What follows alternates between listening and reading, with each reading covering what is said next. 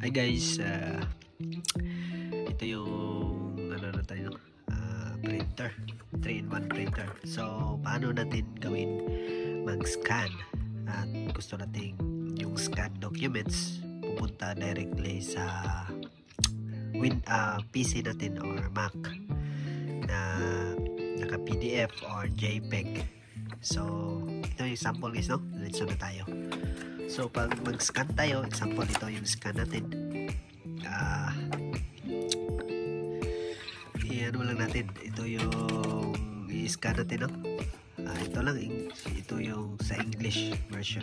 Ito yung i-scan natin, ito yung sign. So dito lang. Gusto natin yung scan i-print, dito lang tayo dito, guys, no? Okay lang natin to para ma-start. At saka pindot natin black and white lang para hindi tayo sa ink. So pag ganyan, magpiprint na siya, isa lang. Gusto natin dalawin natin, magdadalawa yan. So ganyan na guys. Ito, na-scan siya, no? Scan and print natin kaagad. Scan natin ito, so walang problema. So pag dalawang i-scan natin, pindot ng dalawa, pupunta siya dito dalawa. So paano pag sa gusto natin yung i-scan natin, nakita natin to sa PC or Mac. So ganyan lang guys, no? Nakalagay na siya dyan, naka-pair na. Punta tayo sa laptop natin guys. Ito, MacBook. Example, MacBook lang. So dito, punta tayo sa dito, systems settings dito. Tapos ganoon pa rin, punta tayo dito sa printers and scanners. May mga apps naman guys, pero hindi tayo magamit ng apps dahil mostly sa apps ng mga Apple is may bayad. So ito lang gamitin natin. Naka-add na siya, no? So pindot natin yan. Tapos dito guys, open scanner. So may option na, diba? Mamaya na yung mga settings, default printer. So open scanner yan. Tapos dito, no, yan, in-scan na niya.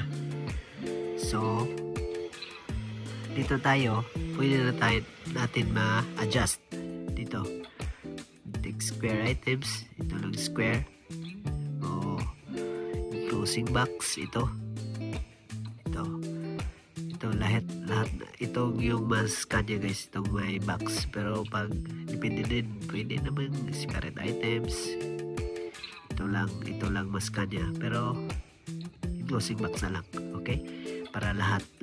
Tapos gusto natin lagay sa documents, ko na lang ilagay. Tapos dito maka-adjust tayo, PNG, JPEG or PDF. So wag lang, JPEG na lang dahil JPEG yun dahil hindi ko naman basta pwede ka maka-adjust sa format. So yun lang guys, no? Ito gusto natin makita dito. So try natin guys, scan. Scan na. Scanning, no? Tapos na scan guys, no? Ito. Nakikita natin. Ito. Nakalagay na siya yan guys. Pwede natin ito. Pindutin. Ito na siya.